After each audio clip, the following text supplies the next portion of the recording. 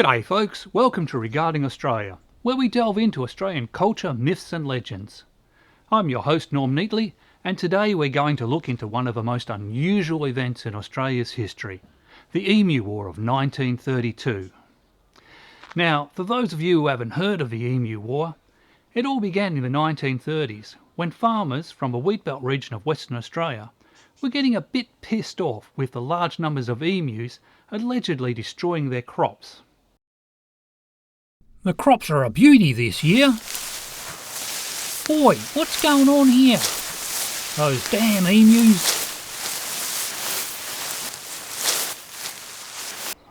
An emu, for those of you who are unfamiliar with them, is a large, gormless looking flightless bird native to Australia.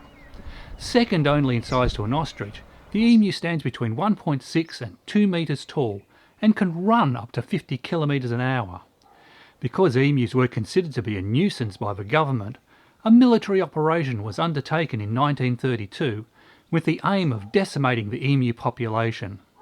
A highly trained military unit, with their armament of rifles and Lewis machine guns, was sent out to cull the emu population, but apparently they were no match for the unarmed flightless birds.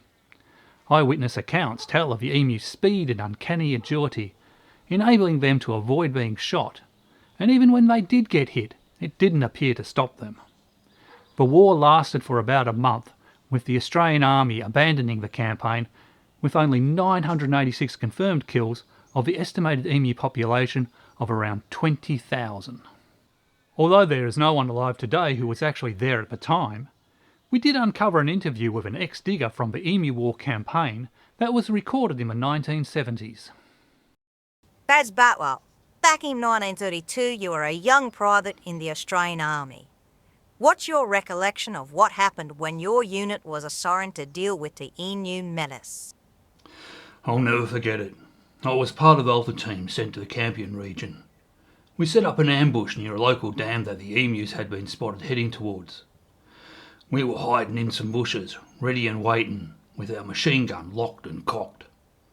You could hear them before you could see them, making a sound like demonic djembe drums. Ba-boom, ba-boom.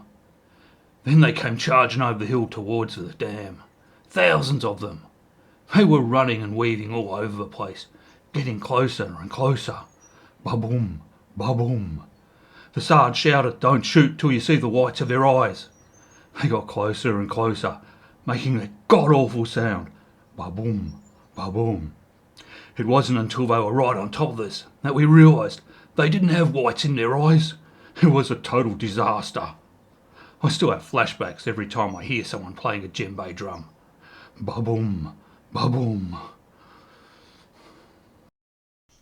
Today we look back on this part of Australia's history with mild amusement at the thought of a war being waged against a gormless-looking flightless bird. But make no mistake, the Emu War of 1932 left the Australian Army defeated and demoralised, traumatising many of the soldiers involved. Who would have thought at the time that the solution to the emu menace would be as simple as constructing a series of fences, massively long fences, to keep the emus out? But that's a story for another day. I'm Norm Neatley. See you next time.